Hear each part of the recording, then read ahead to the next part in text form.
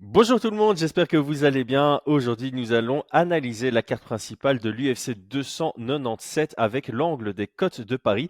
Et comme toujours, je suis avec Brian Boulan. Brian, comment vas-tu? Ça va bien, ça va bien. Toi, tu vas comment? Ah bah très bien, je suis très content de pouvoir faire cet épisode parce que pour moi les 5 combats ont leur petite intrigue et ça m'intéresse d'échanger avec toi. Alors évidemment, cet épisode vous est présenté par notre partenaire unibet.fr. On lance le pré-roll et on est parti. Paris sur le MMA avec Unibet. Quelle sera l'issue du combat? Une soumission? Un KO? Paris sur l'appli numéro 1 avec Unibet. 100 € de bonus sur ton premier pari. Merci à unibet.fr pour leur confiance. Notre lien en description vous offre un free bet allant jusqu'à 100 € lors de votre inscription. Si vous vous lancez, s'il vous plaît, prenez une approche récréative. Et si vous vous lancez, lancez-vous par contre sur Unibet parce que c'est eux qui vous offrent les meilleures cotes sur les combats. Alors pour rappel, au cours du podcast, on va parler en unité. Il faut voir ça comme un degré de confiance. Ça nous permet de parler le même langage lorsqu'on donne nos paris. Quelqu'un qui va mettre 5 € par mois par rapport à quelqu'un qui met 200 € par mois, il ne mettra pas les mêmes sommes sur chaque combat. En revanche, une unité, pour l'un comme pour l'autre, ça représente un genre de degré de confiance. C'est le même dénominateur et ça nous permet de parler la même langue. Il n'y a plus qu'à adapter à ses propres moyens. Brian, on est parti? Ouais, on est parti. Et Alors, pour attaque. Ouais, juste, vas-y. juste préciser, cette année, on part tous les mois avec 10 unités, ça? C'est ça, c'est ça. Donc à On se rajoute. On chaque se mois, rajoute. on rajoute 10 unités sur ce qui nous reste, enfin voilà quoi. Voilà. Et nous, après le premier événement, il nous reste tous. Bah, John, il a fait vœu d'abstinence sur le premier événement, donc il lui reste 10 unités. Et j'ai pas fait les comptes, mais je crois que Non, nous bah, de deux, toute on est, façon, on est aux moi, alentours. Donc je on est t'avoue que large je sur regarde pas. celui-ci. Je t'avoue que je regarde pas trop.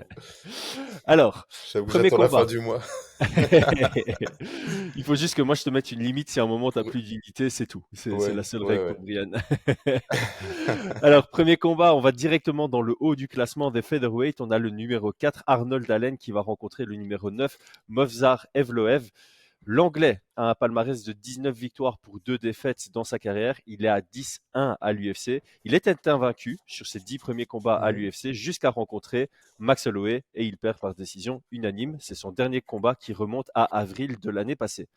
De son côté, Evloev est invaincu en 17 combats, dont 7 à l'UFC. Alors précision, les 7 victoires à l'UFC, ce sont 7 victoires par décision. Et sa Mhm. dernière sortie remonte à Diego Lopez, qui était en short notice, et c'était un combat très chouette à regarder, une performance plutôt impressionnante du newcomer Diego Lopez, qui maintenant fait bien, bien le buzz. Alors commençons par décrire Arnold Allen. Vas-y, comment est-ce que tu décrirais l'anglais? Donc, comment je décrirais l'anglais? Un combattant anglais, déjà, donc, à la base, avec un style, un style de MMA anglais, donc tourné sur de la simplicité, pas mal de lutte à la cage. C'est des gars ouais, qui sont vraiment forts, euh, vraiment costauds en lutte à la cage, vraiment costauds en position au-dessus au sol, et a déménagé, j'imagine, maintenant, au Chez Canada, Firas, enfin, chez il vit Firas au Zabi. Canada et il s'entraîne Donc, à Tristar. Ouais. Donc à ça, vous rajoutez un excellent jab et une discipline de combat. Voilà comment je pourrais le décrire. Je pense que un excellent athlète et il est énorme pour sa catégorie aussi. Je pense que c'est un très très Ouais, gros lightweight. ouais. Alors moi, il y a un élément important que je rajouterais, c'est que dans les combats compliqué, ou en tout cas Ouais. face à de la vraie adversité par rapport à son niveau, c'est pas quelqu'un qui va prendre les minutes du combat. C'est plus quelqu'un qui va travailler en high intensity Mhm. et en intervalle. Et donc, il va prendre des moments du combat plus que des minutes. On prend évidemment toujours l'exemple de son combat contre Youssouf, mais on l'a vu aussi à l'UFC Berlin. Il était en galère contre Alan Omer et il va chercher Mhm. une guillotine tout à la fin. Et par contre, c'est quelqu'un qui sur les 10 dernières secondes de chaque round, il va taper des sacrées accélérations et il a pas mal de finish ou de quasi-finish là contre Mezza. Pour moi, l'arbitre aurait dû arrêter le combat sur la dernière seconde de celui-ci. Finalement, c'est allé à la décision Mhm. à son avantage. Mais je pense que c'est important par rapport à la configuration du combat contre Movsvar que bah, tu peux me décrire maintenant. Movsar Evloev. Bah, je pense qu'on sera tous d'accord pour dire que c'est un combattant de MMA, hein, je précise toujours, avec une très bonne lutte et un très bon grappling offensif. Euh, Relativement complet. Il fait penser un petit peu au style de Nurmagomedov, hein. Donc c'est pas un incroyable striker, mais il a un très bon jab, relativement efficace. Et par contre, bah, il a une lutte en chaîne et des contrôles au sol. Là, ça fait très très bon, tu vois. Très très bon. Après, j'ai pas l'impression que ce soit un gros lightweight. Physiquement, il paraît avoir le bassin relativement bas, des petites jambes, tu vois. Enfin, il ne semble pas avoir de déficit de puissance dans la KT, mais j'ai pas l'impression que ça soit un gros lightweight. Je sais pas ce que tu en penses. Ouais, c'est vrai que maintenant que tu le dis, il fait pas partie des plus larges lightweight, alors que généralement ceux qui ont son style sont plutôt des gros Ouais, cutters, donc c'est assez. Pardon, c'est featherweight, c'est pas un gros featherweight, ouais, pardon. Ouais, featherweight. Ouais. ouais, enfin, il est pas gros pour sa catégorie. Mm, mm, mm, Ouais, c'est vrai, je suis d'accord. C'est pas quelqu'un de super imposant, et justement par rapport à ces gens qui ont ce style-là, il est plus dans la technique que dans le physique, je trouve. Techniquement, il est très très fort. Et moi, ce que j'avais noté aussi, c'est que sa boxe s'améliore drastiquement. Comme tu l'as dit, il travaille très bien derrière son jab.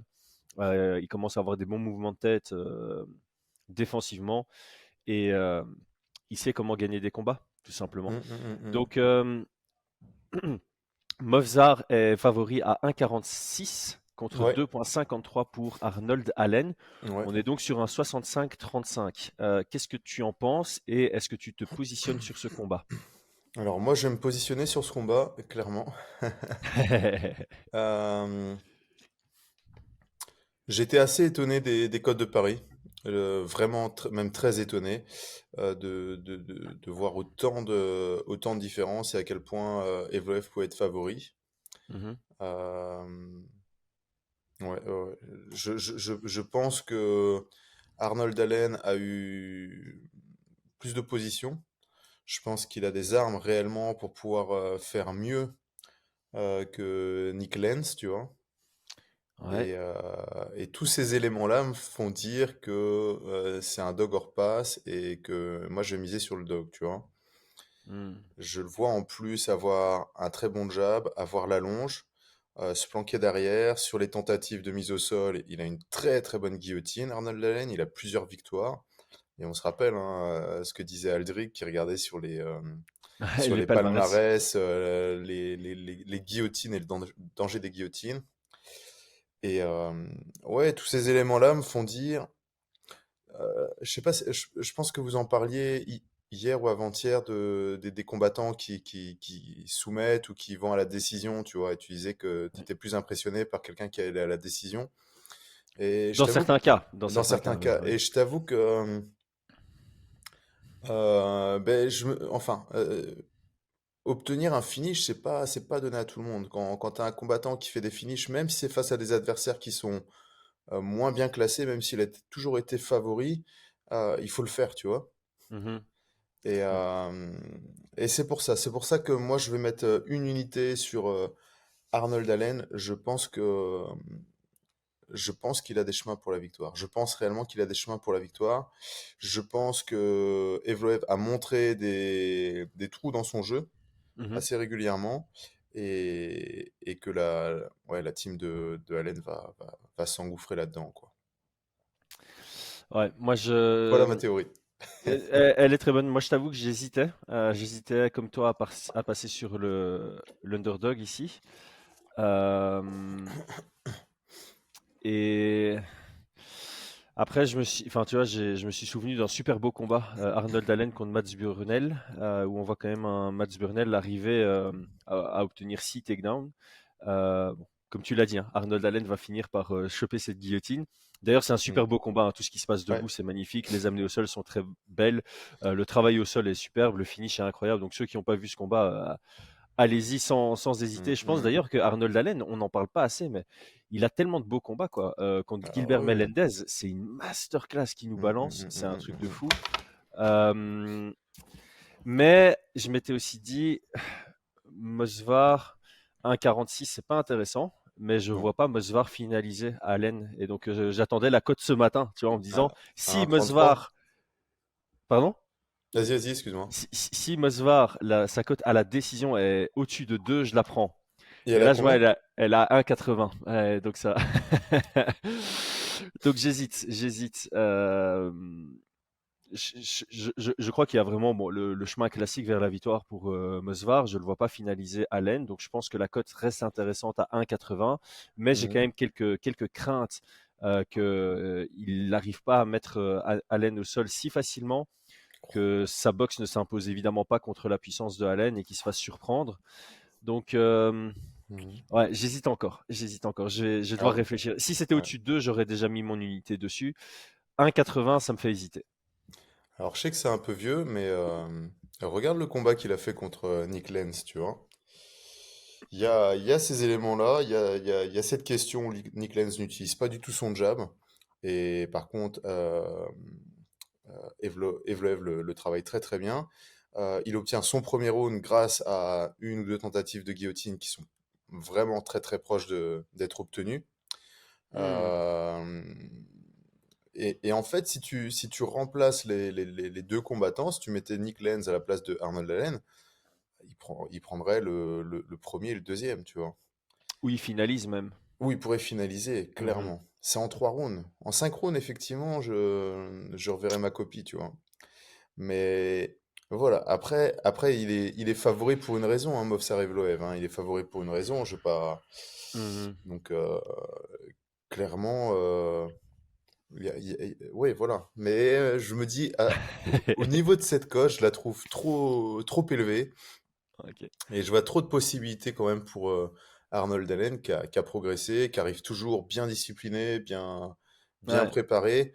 Il y a énormément de matière à faire, tu vois. Ouais, et puis qui est invaincu en 10 combats à l'UFC jusqu'au moment où il rencontre Max Holloway et tout Et le c'est monde dans pas cette du, division tombe contre Max Holloway. et c'est pas Euh, du tout le même jeu, hein. ouais, ouais, ouais, Movsar, il peut pas faire du Max Holloway, tu vois. c'est clair. Hein, C'est hein, hein. clair.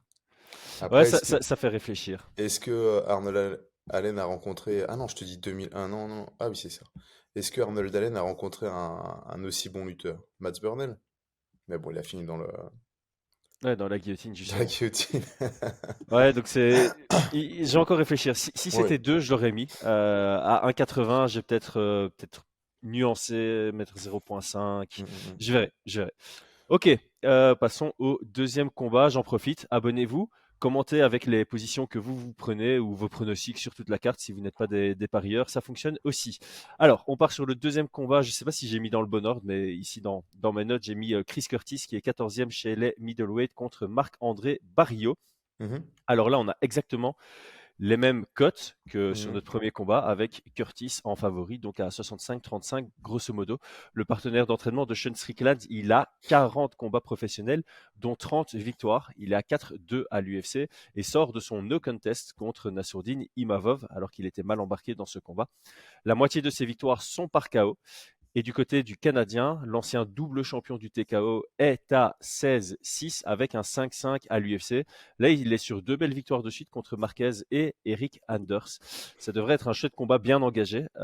Dis-moi ce que tu penses des deux combattants et de la dynamique de ce combat. Bah, je pense que ça va être un beau combat, quoi. Je pense que les mecs ils vont venir pour se taper, mais on va avoir deux styles de boxe un peu différentes. Ouais. Euh, Chris Curtis, gaucher, il est puissant, mais il prend son temps, il construit ses ouvertures pour le KO, il va travailler au corps pour ouvrir le haut et tout, donc j'aime beaucoup. Un petit peu court sur patte, entre guillemets, pour la catégorie. Mais voilà, de l'autre côté, il travaille avec un Shane Strickland qui est très grand et beaucoup plus longiligne. Donc, c'est pas quelque chose qui le dérange dans le combat. Et de l'autre côté, Barrio, je pense qu'il va arriver aussi pour cogner. Un style complètement différent. Lui, il cherche vraiment les frappes lourdes et Mm. intéressant. Est-ce que peut-être son défaut, ça va être la constance et sa gestion d'énergie, tu vois. Ouais, clairement. Mm, mm, mm. Clairement. Et ouais, j'ai pas grand-chose à rajouter. Statistiquement, les deux, ils sont aux alentours de 6 frappes envoyées, enfin 6 frappes qui touchent et 6 frappes euh, où ils se font toucher. Ils sont tous les deux légèrement en déficit par rapport au striking differential. Ah oui? Ouais, donc tu as Marc. Ah non, non, pardon. Barrio, il a 5,95 qui touche et il se fait toucher 5,22. Mm. Donc il est Ouais, légèrement positif. Et c'est mm. plutôt du côté de Chris Curtis, 5,36 qui touche et 6,30 où il se fait toucher, alors qu'il a un meilleur palmarès UFC. Mm. Bon, après, il prend beaucoup sur Nassourdine aussi. Et Ouais, sur Jack Hermanson. ouais. Mm, mm. Bon. euh, Moi, de toute façon, ici, j'ai l'impression quand même qu'on est sur un Chris Curtis plus expérimenté dans ce genre de combat, peut-être plus à l'aise sur ce style de combat, qui, à mon avis, quoi qu'il arrive, prendra le troisième round si on y arrive. On a vu un Marc-André qui a pas mal de difficultés à gagner ses combats à la décision, sauf son dernier. Il est finalisable aussi. Chris Curtis, je le vois comme quelqu'un de déjà beaucoup plus durable. Donc moi, j'avais placé 2 unités sur Chris Curtis avant que sa cote ne drop. Donc je les avais placées en parlant sur WhatsApp. J'avais sécurisé quand c'était 1,51 alors que maintenant il est à 1,46. Est-ce que toi tu te positionnes sur ce combat? Euh, Moi, j'avais mis un point d'interrogation sur Chris Curtis à 1,46 pour une unité, mais je pense pas que je vais me positionner dessus. Je pense pas. Je le vois favori, mais voilà, je pense qu'il fait. Je pense que Barrio pourrait faire des adaptations, tu vois, et un peu, tu vois, trouver les solutions face à Chris Curtis. J'ai l'impression que Chris Curtis, c'est un combattant, il arrive comme il est, et soit tu le décryptes, tu gagnes, Mhm. soit tu rentres dans son jeu, tu perds, tu vois. Ouais, en fait, moi, le seul truc que j'aime pas chez Chris Curtis, c'est il est ultra sanguin dans la cage et en dehors de Mm. la cage. Quand tu regardes ses réactions après ses défaites ou après ses no contest, c'est affreux de le lire. T'as l'impression d'avoir affaire à un enfant, quoi, Mm, ou mm, un gars immature qui a même pas 18 ans, tu vois. mm, Et mm, ça, j'aime pas trop. Mais par contre, dans ce combat-là, j'ai du mal à voir Barrio capable de frustrer Chris Curtis. Tu vois, Jack Hermanson, il a frustré Chris Curtis en allant chercher sa décision et il est resté axé sur son game plan. J'ai l'impression que Barrio, il va aller à la guerre. Et ça va rentrer dans le jeu de Chris Curtis. C'est pour ça que c'est une des rares fois où vous allez me voir mettre des unités sur l'ami Curtis. mm. Et puis, il doit être bien préparé aussi. Ça, c'est un élément que j'ai noté. C'est, voilà, tu es en train de te préparer. Tu es le meilleur ami, tu es le partenaire d'entraînement principal de Sean Strickland avec Eric Nicksick. Euh, Ça peut être que positif. Mm, mm, mm. Tu combats le même soir que Strickland qui va défendre son titre pour la première fois. Je pense que voilà, la préparation était nickel. Ouais, peut-être. Mais écoute, moi par contre, je pense pas que je vais me positionner dessus. D'accord. Voilà, je pense que c'est le genre de combat, tu sais, à chaque fois que tu regardes une carte, tu dis, ah, ça va passer, ça va passer. Il faut bien qu'il y ait un combat qui passe pas, tu vois. Et, et celui-là, je le sens pas. Mais ça se trouve, ça va être autre chose, tu vois. Mais celui-là, je le sens pas, donc on verra, on verra. Eh ben écoute, du coup, on a fait le tour de ce deuxième combat et on va passer au suivant, le combat du milieu. On passe donc à l'espoir canadien Mike Malott, 10 victoires, une défaite, une égalité en carrière. Il est invaincu en 3 combats à l'UFC et il a 100% de finalisation en carrière. Il va se tester contre le vétéran Neil Magny, qui est 13e dans la division, 28-11 en carrière et 21-10 à l'UFC. Ça fait quand même 31 combats juste à l'UFC. Il est sur une série de 6 combats en dents de scie, donc une victoire, une défaite, une victoire, une défaite. Et là, il sort de sa défaite contre Yann Gary. Mike Malott est le plus gros favori de cette carte. Il est Mm, à 1,22. On se rapproche donc d'un 80-20 contre Magny qui est à 3,90. mm. Alors, avant de te passer la balle, petit rappel, cette vidéo est sponsorisée par unibet.fr qui vous offre les meilleures cotes sur les combats. Notre lien en description, comme toujours, vous offre un free bet allant jusqu'à 100 euros lors de l'inscription. Et on vous invite vraiment, comme nous, à jouer de manière récréative. Ce n'est pas un moyen pour vous de devenir riche et d'acheter une maison. Brian, mais tu sais quoi, pour une fois, je vais faire moi l'analyse et puis je vais te laisser compléter parce que j'ai l'impression de chaque fois profiter de ton analyse. Donc, du côté de Neil Magny, moi, ce que j'ai noté, c'est qu'il est expérimenté, il est assez complet. Mais ce que j'aime bien dans ce que tu dis très souvent, donc là, je vais te donner le crédit, tu le dis souvent, quelqu'un de trop complet, c'est quelqu'un de moyen partout, par conséquent. Alors, autant il peut gagner en striking contre un grappleur et en grappling contre un striker, autant il se fait aussi souvent dominé par les experts dans leur domaine. Gary et Larkins en pied-point, pour citer que, Shafkat et Burns en grappling, pour ne citer que. Et voilà, donc c'est quelqu'un de complet qui est capable d'aller gagner ses combats. Il a un bon cardio, il est plutôt durable, mais il excelle pas dans un domaine. Et donc, s'il se retrouve dans l'aspect du combat où son adversaire est meilleur que lui, ben, il peut rien faire. Ouais, je pense que c'est une bonne définition. Et je pense que c'est. Il est classé combien, lui? 14. Ouais, je pense que c'est. Tu vois, c'est devenu un peu un portier du top 10, tu vois. Ouais. Et donc, on a aussi, bah, voilà, son niveau est là, dans le top 15. Et en fonction de qui il va affronter, soit ça passe, soit ça casse, tu vois. Ouais. Donc, Ouais, et j'ai l'impression par contre qu'il y avait une période où son style évoluait, tu vois, il cherchait à s'améliorer. Par exemple, il avait perdu contre Demian Maia, puis il mm, était allé s'entraîner avec lui, tu vois, il avait vraiment mm, ce mindset de progression ouais, constante. Et là, j'ai l'impression qu'il commence à devenir âgé dans son jeu. Et forcément, quand le MMA se modernise et que toi tu stagnes un peu, bah, tu deviens de moins en moins fort. Et donc, je trouvais qu'avant, c'était le gatekeeper top 10. Et maintenant, il va devenir le gatekeeper top 15. Je sais pas si je tu es pense. d'accord avec ça. Je suis entièrement d'accord. Et je pense que, comme tu le dis, peut-être qu'avant, il avait toujours des objectifs d'évoluer, de grandeur, de rentrer dans le top 5, de prendre la ceinture. Là, je pense qu'il a accepté un petit peu sa condition d'être un gatekeeper. Donc, Mm. voilà, on m'envoie des combattants, je fais mon combat. Si ça passe, ils atteindront le top 10. Si ça passe pas, voilà, je suis le portier, tu vois. Et donc, à partir de Exact. là, bah, tu conserves ton niveau, tu prends l'échec tous les 3-4 mois, tu vois. Ouais, mais là, Et c'est comme une son gros... stratégie, c'est une Ouais, stratégie professionnelle, enfin voilà, tout à fait respectable, hein, il y a pas de... tout à fait. Et puis c'est le genre de gars qui va sauver des cartes, qui est très Ouais, actif aussi et ouais, ouais. qui fait sa carrière comme ça, quoi. Et bon, Mm. alors ici, pour ceux qui croient un peu au côté récent, bah, ça fait 6 combats qu'il gagne, perd, gagne, perd et gagne, perd. Son dernier est perdu, donc il devrait gagner. Mais voilà, peut-être que Mike Malott sera le premier à lui fournir sa deuxième défaite d'affilée, ce qu'il n'a plus connu depuis un petit temps. En tout cas, voilà, je pense qu'on a fait une belle description. On peut dire que Ouais. c'est une description magnifique. Je zappe, c'est le matin, les gars. Elle était très difficile, celle-là. Ok, Mike Malott. Moi, je trouve que il n'a pas le meilleur striking, mais selon moi, il a un grappling suffisant pour prendre cette victoire. Mm. C'est un gros step-up en compétition, selon moi. Et donc, je suis pas ultra d'accord avec les cotes. Autant je le vois favori, autant je le vois s'imposer, autant je peux le voir soumettre Neil Magny. Autant le 80-20 me semble peut-être exagéré. On a déjà vu des gars qui font des gros step-up dans leur carrière et bah, qui répondent présent, hein. On pense évidemment toujours, on prend toujours les mêmes exemples, Makhachev, Sean O'Malley, etc., Alex Pereira. Je pense que Mike Malott va aussi répondre présent à ce gros step-up, mais 80-20, ça me semble chaud quand même. Ouais, et c'était combien à l'ouverture? C'était à peu près ça? Ah, je sais pas, je vais C'est pas aller, grave, hein. Non, je vais non, essayer de t'embête trouver pas. ça. Ouais, ok. T'embête pas.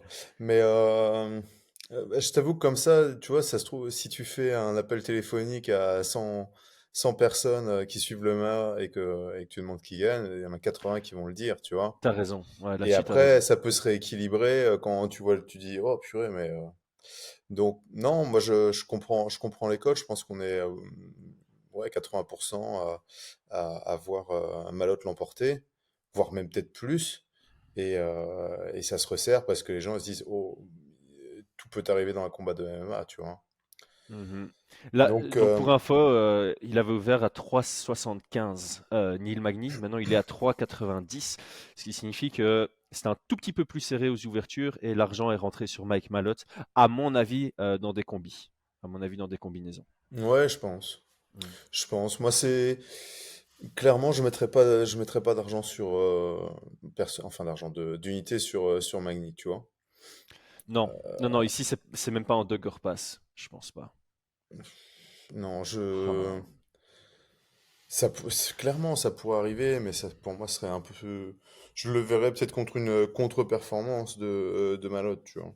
Je Mhm, pense, comme tu l'as dit, alors son striking, je le trouve relativement correct, hein. Il aime bien travailler, c'est un gaucher, hein, si je dis pas de bêtises, Mike Malott.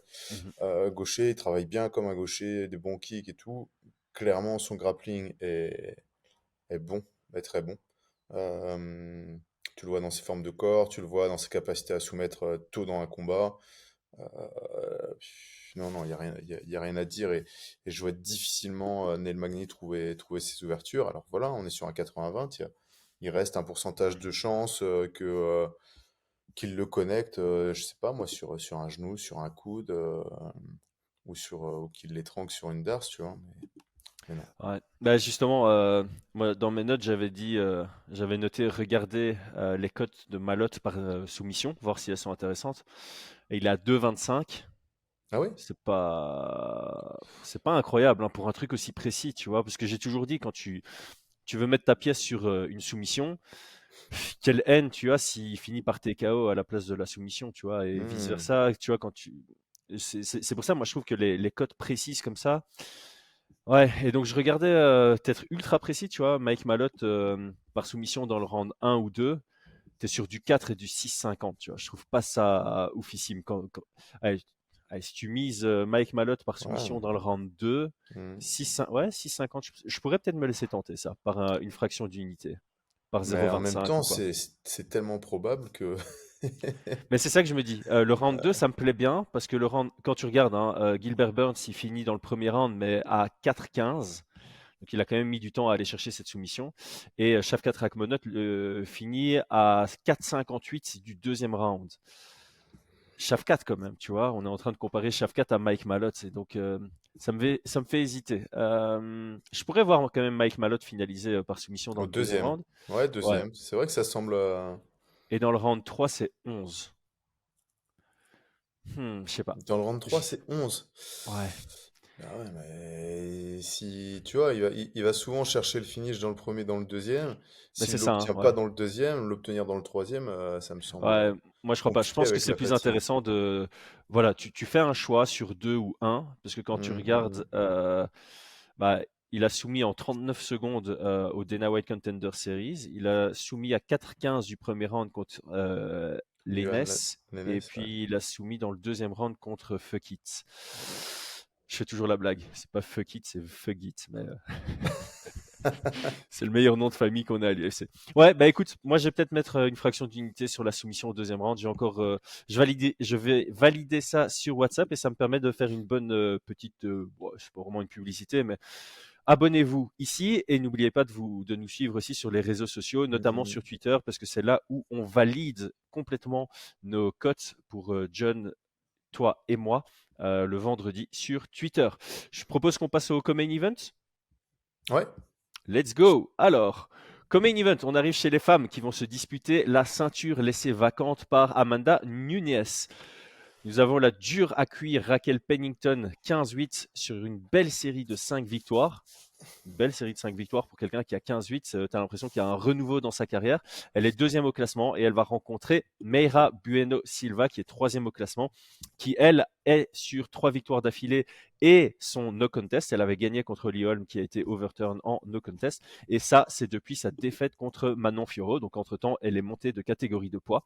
La brésilienne est favorite à 1,56 contre 2,28 du côté de Raquel Pennington. On est grosso modo sur 1,60-40. Je crois on va vite passer ce combat parce que je suis pas certain qu'il y ait beaucoup de gens qui soient ultra intéressés. Donc on va plutôt prendre directement l'axe des cotes de Paris. Je vais juste décrire Meira, tu vas me dire si tu es d'accord. Mhm. Pour moi, c'est quelqu'un qui frappe dur debout. Elle avance, elle est du style à avancer, avancer, avancer. Et par contre, si ça va au sol, il lui faut 1 minute et elle soumet n'importe qui. Ce qui lui manque à son jeu, c'est une bonne lutte. Donc, ouais, c'est une description high level, une description macro de ce qu'est Meira. Et alors, oui, ce qui m'inquiète, c'est son cardio, sa gestion d'énergie et son cardio. Sur un synchrone, c'est ça, hein? Ouais, c'est sur un 5 rounds. Mhm. Mais moi, je t'avoue que je pourrais pas t'aider là-dessus, je connais pas, je connais pas trop. Bon, bah, tu vas devoir me Et faire confiance. Je sais pas je vais te si c'est faire le cas, mais confiance, je vais te faire confiance. Moi, j'ai pas mis de piège, je connais pas du tout. Je connais de nom seulement, mais c'est vraiment pas le genre de combat qui m'intéresse. D'accord. Bah, du coup, je vais faire une petite description de Raquel Pennington. Je pense que tout le monde, quand on dit le nom Raquel, on se dit, OK, c'est une dure à cuire. C'est quelqu'un qui va rester dans le combat, qui est très, très difficile à finaliser. Elle a rencontré tout le monde au cours de sa carrière.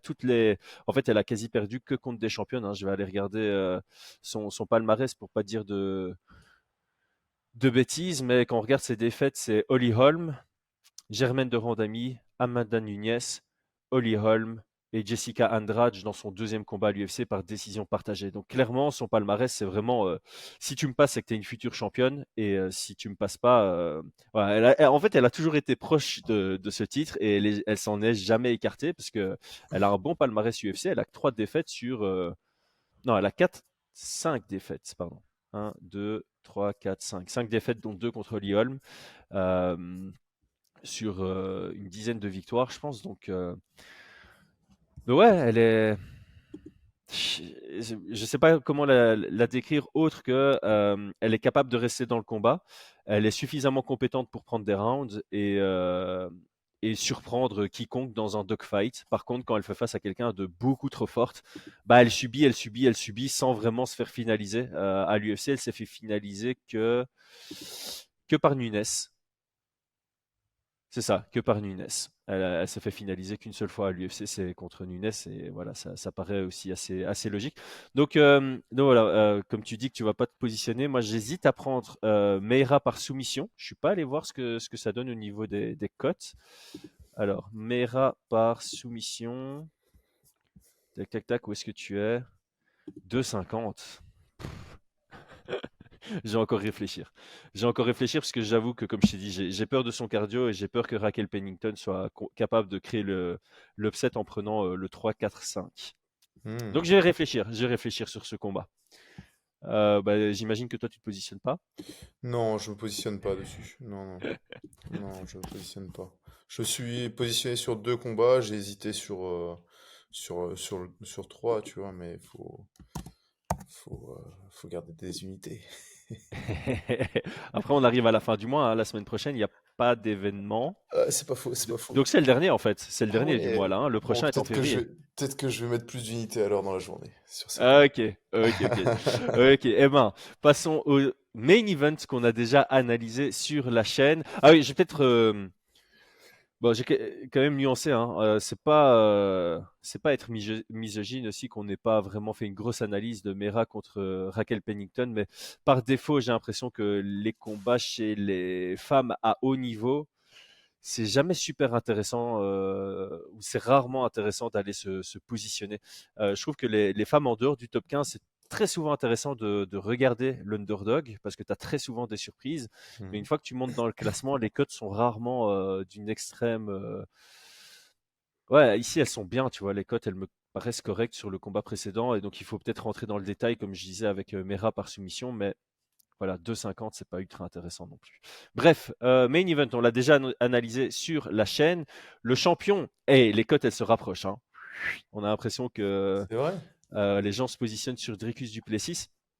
Parce que quand on a fait le podcast, c'était quand même plus vers le 60-40. On était sur un 60-40 et maintenant on est sur un 55-45. Donc maintenant le champion est léger favori à 1,72, et Dricus du Plessis est à 2.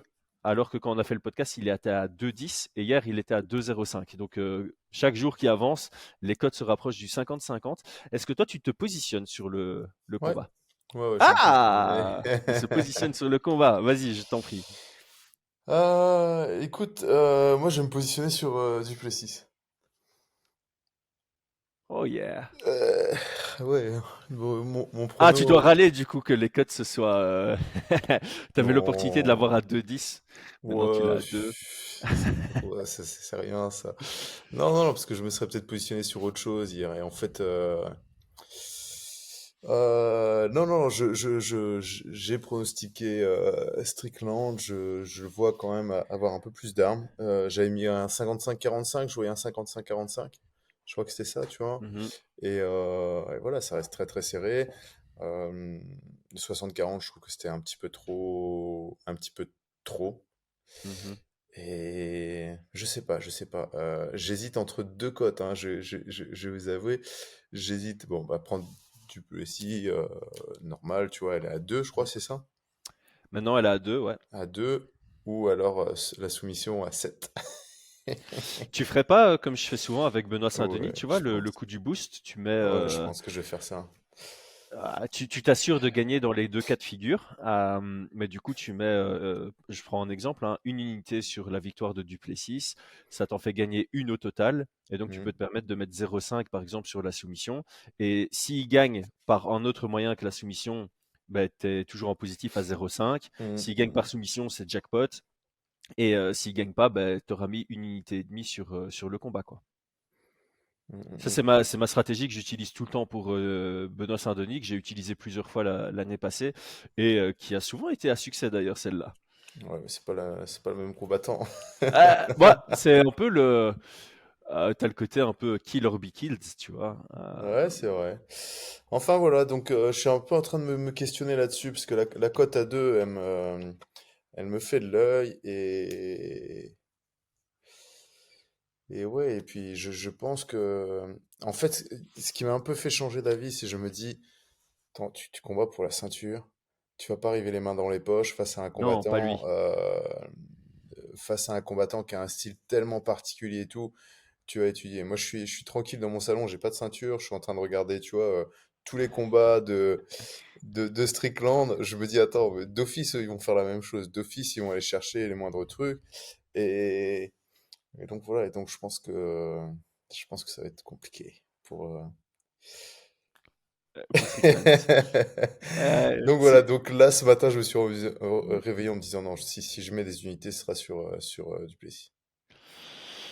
Ah, j'aime bien. Parce qu'en fait, tu vois, il y a ce côté Duplessis, il a prouvé que c'était un étudiant du jeu parce qu'il vient avec des stratégies, même si on ne le voit pas vraiment à l'œil nu. Hum, Quand hum, tu hum. l'entends parler MMA, tu vois que le gars intellectualise quand même son approche. Et par exemple, pour Whittaker, il était allé chercher des champions de karaté pour s'entraîner avec eux en Ah sparring, ouais. pour apprendre à travailler. Oui, c'était, tu vois, je suis allé revoir l'interview qu'il disait, tu vois, et il disait. D'ailleurs, quand tu regardes son combat, tu le vois beaucoup engagé, directement désengagé avec une garde haute. Et il a dit qu'il avait étudié ça, tu vois, et qu'il avait travaillé ça avec des karatékas qui travaillaient de manière fort linéaire. Et dans le début du combat, d'ailleurs, il s'est fait surprendre parce que il faisait beaucoup de décalage où tu te dis, ok, c'est intéressant le décalage. Et chaque fois qu'il décalait, il prenait un low kick en collision que ça. Et en fait, c'était réfléchi, tu vois, c'est juste qu'il considérait que Whittaker travaillait beaucoup en ligne. Et donc, dans le combat, quand tu es face à face, boum, tu Hum, décales hum, juste pour hum. créer un angle et ça force à Whittaker à réagir à toi. Et donc, il est vraiment venu avec une approche stratégique et ça, j'apprécie beaucoup. Et ça m'a donné envie de mettre sur Dricus. Et puis de l'autre côté, de l'autre côté, je me suis dit, j'ai vraiment cette impression. Et comme on l'a dit dans l'analyse de ce combat, nous, on doit partir du principe, quand on analyse nos combats, que les deux viennent à 100%, que les deux viennent bien préparés pour le combat, que les Hum. deux viennent avec une stratégie. Et donc là, il y a l'élément Eric Nixik dans le coin de Shane Strickland. J'ai l'impression que Shane Strickland y prend tout de même son rôle de champion au sérieux, qu'il a vraiment envie Mhm. de faire une vraie défense. Et, euh, et ouais, il est finalisable, hein. On l'a vu se faire soumettre en grappling. Bon, je suis allé revoir, je suis retombé sur l'image, mec. C'est ridicule comment il se fait soumettre en grappling. C'est ridicule, mec. J'avais complètement oublié. Donc pour ceux qui savent pas, je pourrais pas mettre l'image dans la vidéo, mais en gros, il se relève face à un excellent grappleur, il lui tourne le dos, il fait comme ça, et il y a le grappleur qui lui saute dans le dos, qui le prend en sac à dos et qui vient l'étrangler, quoi. C'est un ridicule. Et après, il rigole. Bon, il s'en foutait un peu de la victoire et de la défaite, je pense, dans ce combat. Mhm. Mais on l'a vu se faire éteindre par Alex Pereira, et on sait que Dricus, il a une sacrée puissance de frappe et une sacrée puissance en grappling. Je sais pas si tu as vu tourner sur X, on a aussi vu Dricus qui gagnait 5 combats d'affilée au quintet là, contre des gens du Gracie Barra. Mhm. Vraiment physique et technique, c'était assez, le mélange est assez impressionnant. Bon, je reviens à mes moutons. Je pense que Strickland, il peut vraiment dérouler s'il arrive à passer la vague du début. Et donc moi, je vais mettre une unité sur Strickland au-dessus de 2,5. Ça te l'a fait à combien cette cote? Ça me l'a mis. Ah ben je sais pas encore en fait. C'est vrai, je regardais ce matin, elle n'est pas encore sortie. La cote n'est pas encore sortie, mais en fait, quand tu regardes, Strickland à la décision, on est sur du 4,5. Strickland dans le round 4, on est à 17. Et dans le round 5, on est à 23. Et dans le round 2, on est à 12. Donc, je m'attends à ce que la cote soit aux alentours de quelque chose comme 3, tu vois. 2.5, 3. Entre les deux, mais dans tous les cas, je mets l'unité sur Strickland au-dessus de 2.5 parce qu'en fait, si j'ai envie de me positionner sur Strickland, j'ai quand même du mal à le voir finaliser assez tôt le combat, même si Dricus va mettre la guerre. Et d'ailleurs, c'est intéressant parce que quand tu regardes les cotes de ce combat, je trouve qu'il faut se positionner. Là, typiquement, c'est le genre de combat où tu dois choisir ton scénario et te mettre dessus parce que tu sens que dans les cotes, il y a vraiment cette influence. Ok, Dricus peut faire en sorte que ce soit une guerre et que ça se finisse tôt. Mais il y a Strickland qui est capable d'aller gagner à la décision. Et tu vois, je vais te prendre une cote au hasard. Combat qui va à son terme. On est à 3 quand même. Ouais, c'est quelque chose, hein. C'est Ouais, quelque ouais, non, chose, hein. Donc, Mais, il y a beaucoup de cotes intéressantes sur ce combat. Beaucoup. mais c'est vraiment un combat avec de l'opposition de style, tu vois. Ouais. Grappleur, pas grappleur, un mec qui tape fort contre un mec qui met du volume et qui obtient des TKO. Un qui est durable, l'autre euh, questionnable au-dessus de 3 rounds. Donc c'est autant de choses qui fait que bah, soit l'argent rentre d'un côté, soit l'argent rentre de l'autre. Et forcément, si tu te positionnes et que tu as raison, tu prends le paquet adverse, tu vois. Donc non, Hmm. non, je suis entièrement d'accord. Mm, mm, mm. Et on est sur du très proche de 50-50, tu vois. Donc, Je viens de réfléchir à un truc. Parce qu'en fait, j'étais en train de me dire, ça me fait penser à Shevchenko contre Grasso 2. J'avais fait la même réflexion. J'avais dit, c'est le genre de combat où c'est intéressant de se positionner parce que les deux cotes sont intéressantes. Si tu choisis ouais. ton scénario, tu te positionnes. Ça s'est fini sur une égalité. Et ici, je me dis, sur le début de combat, je pourrais voir un Dricus prendre un 18. Et dans un combat où il y a un 18, Ah, ouais, ouais, bien sûr. tu peux te laisser tenter sur. Tu fais x81, tu vois, je m'en fous, je mets 0.1, 0.2 Mm, unités mm, sur mm, mm, l'égalité, tu sors avec plus de 8 unités, quoi. Si je mets mm, 0.1, je sors avec 8 unités dans ma poche. Je vais peut-être me positionner aussi sur le 0.1 sur l'égalité pour le fun parce que voilà, parce que c'est pas improbable. C'est pas mauvais de le dire. En fait, je pourrais voir un Dricus prendre le 1-2 avec un 18 dans un des deux et puis perdre le 3-4-5. Au même mhm. titre que je pourrais voir Dricus prendre 1-2-3 et être tellement fatigué dans le 4 ou dans le 5 de prendre un 18 dans un des deux derniers. Ouais, je crois que je vais mettre 0.1 sur l'égalité en plus. Allez, c'est parti. C'est pas Écoute, passé là, sur Khamzat contre Shimaev, mais contre Ousmane, mais tout le monde m'a dit bien joué, c'était bien vu. Eh ben voilà, je vais un peu, écoute, voilà, je vais le faire. ça finira par passer, hein. C'est vrai que c'était très très proche pour Khamzat. D'ailleurs, j'ai hâte de voir le prochain combat de Khamzat si ça reste à 80 sur une Ah égalité, tu vois. ouais.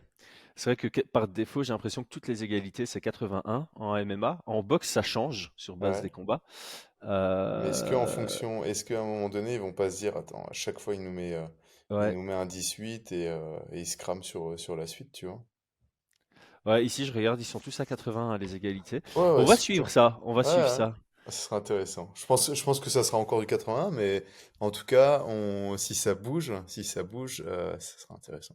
Ouais, en fait, il faudrait regarder ceux qui ont déjà eu une égalité à l'UFC, si t'as ce Mm. côté-là, ou alors ou alors ouais, c'est vrai que c'est intéressant ça, parce que les combattants qui ont souvent des 18 dans leur combat, tu devrais diminuer cette cote Mm, mm, mm, d'égalité, mm. je trouve, en fait. Oui, c'est vrai. Ou bien ceux qui prennent souvent des points de pénalité aussi, tu vois.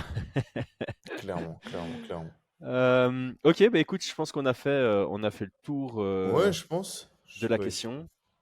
Ah, j'allais regarder sur Brandon Moreno qui a déjà eu une égalité contre Amir Albazi, mais il n'y a pas encore les codes précises. Ok, Brian, merci pour ton temps. Merci à tous d'avoir suivi jusque maintenant. Ceux qui n'ont pas, qui ont skippé parce qu'on met des chapitres. N'oubliez pas de taper un petit commentaire, de vous abonner si ce n'est pas encore le cas. Et restez connectés à la chaîne. Il y a encore beaucoup de contenu qui arrive. Brian, merci beaucoup. À très vite. Ciao, ciao tout le monde.